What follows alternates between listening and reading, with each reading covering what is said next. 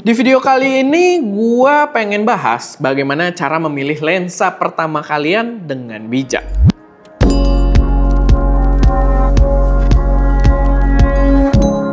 Halo semuanya, selamat datang di channel SM Media dengan gue Erwin. Dan pada video kali ini gue pengen bahas sedikit aja seputar pemilihan lensa untuk para pemula. Jadi video ini bakal cocok buat teman-teman yang mungkin mau beli kamera pertama kalian atau mungkin mau beli lensa upgrade pertama kalian. Tapi gue akan kasih disclaimer dulu, kalau yang namanya lensa terbaik dan juga kamera terbaik itu mirip ya. Jadi sangat subjektif dan depends banget atau sangat bergantung dengan kebutuhan dari masing-masing usernya. Dan tolak ukur masing-masing usernya juga itu kan bisa berbeda-beda.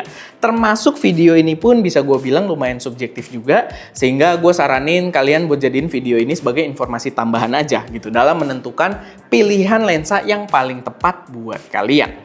Tapi kita langsung masuk aja ke topiknya. Mungkin poin pertama yang bisa gue sampaikan kalau kalian pengen beli kamera baru gitu ya, atau sebuah lensa baru, itu adalah jangan beli lensa kit.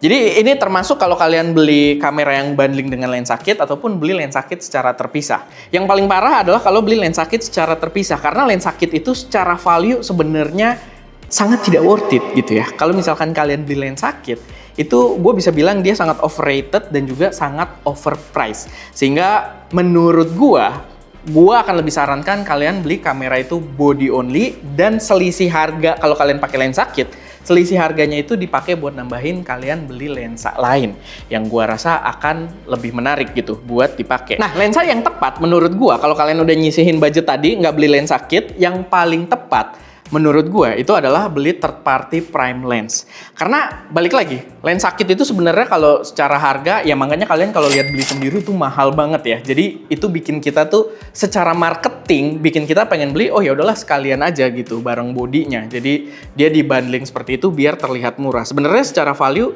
itu tetap gak worth it gitu, overrated. Dan gue yakin sebenarnya statement gue di sini itu bisa akan lumayan bergejolak karena dari segi industri juga tidak akan suka dengan statement tersebut, tapi ya itu yang gue rasakan. Dan itu sebenarnya fungsinya kalian subscribe ke channel SM Media, karena kita dari sudut pandang user gitu, kita dari sudut pandang yang netral, tidak terafiliasi dengan brand apapun. Dan ya balik lagi, menurut gue lebih bijak jangan beli lensa kit. Dan yang lebih bijak itu adalah beli lensa prime lens third party. Karena pertama, kalau kalian beli prime lens third party, itu dari segi harga juga lebih murah, dari segi kualitas dia bumi dan langit dibandingkan kalian pakai lensa kit. Dan kalian langsung diberikan ketika kalian coba shoot gitu ya, itu langsung memberi kepuasan yang lumayan encouraging para usernya untuk lebih berkarya lagi ke depannya.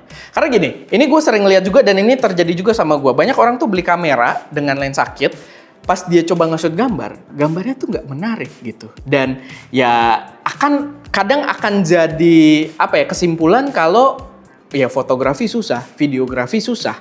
Ya memang butuh pembelajaran juga, tapi maksud gue ketika kita jangan pakai lensa kit pertama kali make gitu ya, kita pakai lensa prime yang third party dengan harga yang lumayan terjangkau juga sekarang gitu ya. Banyak brand-brand China yang mengeluarkan harga murah tapi kualitas cukup bagus. Itu akan langsung terpuaskan gitu. Kita langsung bisa dapat gambar bokeh, kita bisa langsung dapat gambar tajam. Dari segi ketajaman aja lensa kit dengan lensa third party yang prime gitu ya, itu juga bumi langit gitu. Kalau kalian pengen cobain, itu sangat berbeda. Tapi gue juga tidak menyalahkan kalau kalian udah beli lensa bareng lensa kitnya juga ya. Emang yang paling parah itu kalau kalian beli lensa kit terpisah. Tapi kalau kalian udah jadi satu, ya menurut gue salah satu langkah paling tepat adalah upgrade ke lensa third party prime lens gitu. Karena dari segi kualitas kalian akan sangat merasakan perbedaannya. Tapi kalian jangan salah ya, dan nggak perlu kayak defensif banget juga gitu. Kalau misalkan beli kamera yang udah langsung dengan lensa kit, gua pun mengalami hal tersebut gitu. Karena balik lagi, kita kalau lihat dari segi marketing, dan ini pinter permainan marketing gitu kan, daripada beli lensa kitnya terpisah 2 juta atau 3 juta gitu misalkan, atau 4 juta, kita bundling sama kamera, itu nambahnya paling dari harga kameranya cuma nambah 1 juta, cuma nambah 2 juta gitu. Sangat kecil. Jadi kita ngelihat kayak lebih worth it gitu. Dan gue dari dulu itu belinya ya versi kit gitu. Kamera dengan lensanya biar bisa langsung dipakai. Cuman ya kalau dulu kita juga nggak punya banyak opsi third party yang murah dengan kualitas bagus ya. Cuman ya balik lagi, dulu juga gue merasakan hal tersebut. Tapi endingnya semua lensa kit kita di Studio ST gitu ya, nggak ada yang kita pakai. Kita ada lensa kitnya Sony, kita ada lensa kitnya Fuji, kita ada lensa kitnya Lumix, salah satu kamera pertama kita gitu kan, Lumix Micro Four Third. Kitnya itu nggak ada yang kita pakai gitu. Karena in the end dari segi quality itu bener-bener jauh banget dengan prime lens. Bahkan kita kalau ngomong prime lens pun ini nggak harus third party ya. Third party ini karena gue merekomendasikan yang harganya lumayan terjangkau. Tapi kalau misalkan kalian punya budget lebih, kalian langsung aja ambil prime lensnya mereka, itu juga nggak apa-apa gitu. Ngambil prime lens dari si brand native-nya ini, itu juga nggak apa-apa. Tapi dari segi kualitas, itu sangat jauh gitu. Jadi menurut gue akan memberikan kepuasan ke usernya dengan lebih cepat gitu. Sehingga bisa mengencourage kita buat berkarya lebih banyak lagi. Mungkin yang gue harus kasih tahu juga ke kalian adalah apa sih arti prime lens itu ya. Jadi gue mungkin di sini jelasin dari tadi pakai prime lens, tapi banyak kalau yang pemula belum tahu. Jadi prime lens itu yang focal length-nya itu angkanya cuma 1 gitu. Jadi bukan lensa zoom, bukan lensa yang bisa dari berapa sampai berapa. Dia adalah lensa yang angka focal length-nya hanya 1. Dan itu adalah rekomendasi paling besar gue. Karena biasanya lensa prime lens itu dengan harga yang lebih affordable juga bisa memberikan bukaan yang lebih gede. Yang nantinya ke depannya kita bisa menghasilkan gambar-gambar yang lebih sinematik, lebih bokeh gitu kan. Pokoknya yang lebih hasilnya itu memuaskan gitu. Jadi buat kita belajar pun, kita belajar jadi lebih excited. Dan kalau kalian masih bingung, mungkin pengen ngambil prime lens di angka berapa, gue punya rekomendasi sih kalau kalian baru mulai ya, itu main di angka-angka yang netral, yang nggak terlalu wide tapi nggak terlalu tele juga. Jadi kayak kalau kalian pakai APS-C, saran dari gue itu bisa pakai antara 23 sampai 27 mm, tapi bukan zoom ya. Jadi kalian beli lensa yang 23 mm atau 27 mm atau ya sekitar itu, lebih atau kurang juga nggak apa-apa, tapi netralnya segitu. Atau kalau kalian pakai kamera full frame, biasanya netralnya itu di angka 35 mm sampai 50 mm. Balik lagi, bukan lensa zoom gitu ya, tapi kalian pilih antara itu. Mungkin 35, mungkin di 43 gitu kan, mungkin di 50 mm, tapi di sekitar itu. Agak lebih, agak kurang dikit, itu juga nggak ada masalah, tapi angka tersebut adalah angka yang netral, yang kalian tuh untuk point and shoot aja, biasanya gambarnya bisa langsung kelihatan bagus. Dibandingkan kalian berusaha dengan lensa kit, cari komposisi yang terbaik, kalian coba zoom, majuin gitu kan, zoom in, zoom out gitu-gitu, buat dapet gambar yang karakternya bagus, malah nggak dapet bagus-bagus gitu. Karena ketika kalian mainin si zoomnya pun, lensa kit itu f-nya juga ikut berubah gitu ya, si aperturnya juga ikut berubah. Jadi ya menurut gua adalah pilihan yang tepat buat ambil prime lens. Lalu privilege kalian yang pengen beli kamera sekarang atau pengen upgrade lensa sekarang, kalian punya banyak banget pilihan yang harganya itu benar-benar affordable. Ya ada dari Viltrox, ada dari TT Artisan, sekarang ada juga dari Meike ini yang mungkin videonya belum tayang pas video yang ini tayang, tapi kita udah sempet shoot juga. Semoga aja bisa tayang lumayan cepat. Tapi ya itu, banyak brand-brand yang bahkan mereka ngadu harga yang harganya sangat affordable dengan kualitas yang sangat-sangat bagus sekarang gitu. Sehingga tadi ketika kalian beli kamera, belinya yang body only, jadi disisihin budgetnya dari beli yang kit itu, budgetnya buat nambahin beli lensa, lensanya pun sekarang nggak terlalu mahal buat kalian beli gitu. Jadi bener-bener dari sisihan itu aja sebenarnya udah lumayan bisa mengcover 70-90% harga lensanya. Karena harga lensa sekarang tuh bener-bener budget friendly banget, terutama ya balik lagi yang sesuai saran gue di sini adalah yang third party. Apalagi kalau kalian belinya yang gen-gen baru ya. Emang kalau kalian ambilnya yang gen lama, kayak misalkan Viltrox itu ada jajaran yang Trinity-nya mereka itu yang f1.4 dulu, yang dulu harganya juga lumayan mahal sebenarnya, 4-5 juta gitu kan.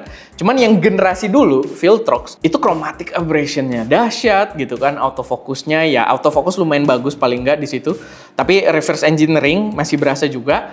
Tapi ya kualitas gambar tuh bumi dan langit lah dengan apa yang hari ini bisa kalian beli dengan harga 2-3 juta gitu. Padahal dulu harganya si Viltrox itu 4-5 jutaan gitu. Dan sekarang harga 2 juta.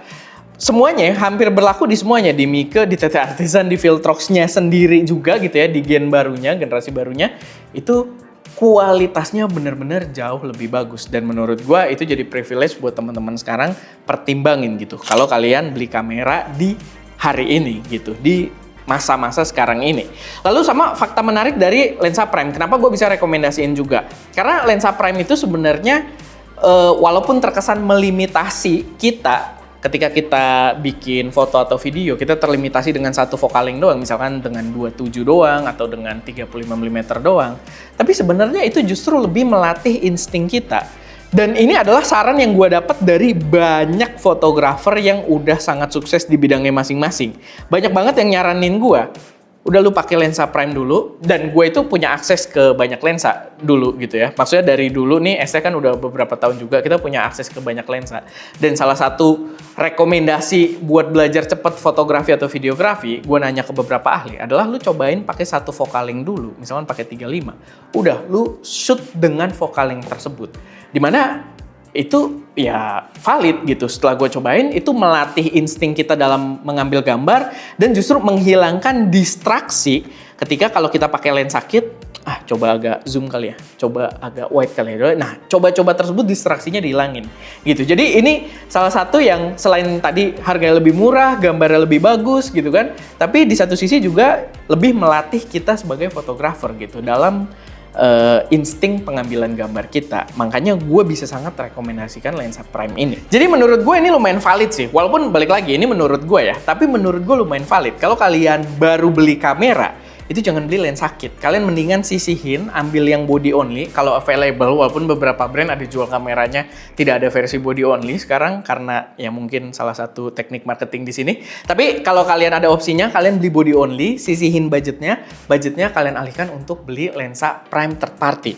Karena tadi kualitasnya lebih bagus, lebih superior dibandingkan kalian pakai lensa kit yang malah discourage juga pas dipakai kok jelek, kok bukaannya nggak bisa gede, kok nggak bisa ngeblur belakangnya gitu kan. Sama bahkan kadang beberapa lensa kit itu bikin kamera yang megapikselnya gede itu kelihatan nggak tajam gitu karena lensanya, karena ya glassnya itu sendiri juga sangat terpengaruh. Cuman kalian harus pahamin juga karena mungkin yang nonton video ini banyak yang masih pemula juga. Kalian pastiin kalau beli lensa third party tadi, pastiin mountingnya sesuai dengan kamera kalian. Kayak kalau dari Fujifilm itu ada Fujifilm X mount, kalau Sony ada E mount, Sony juga ada dua ya. FE itu biasanya kalau kalian bermain full frame E mount gitu kan, lalu biasanya yang E doang, atau kalau APS-nya apa ya dibilangnya. Tapi ya Sony ada dua, lalu kalau Nikon Z mount gitu kan, kalau Canon ada RF mount ya kalian sesuaikan aja. Walaupun kalau Canon sih kayaknya untuk third party-nya belum ada yang available sekarang. Untuk Tamron sama Sigma sih katanya lagi bikin, nggak tahu udah launching atau belum. Tapi ya itu, kalian menurut gua akan lebih bijak buat beli lensa prime third party. Karena dari segala sisi, dari segi budget gitu ya yang kalian keluarkan dengan kualitas yang kalian dapat dari gambar yang kalian ambil, itu jauh lebih worth it.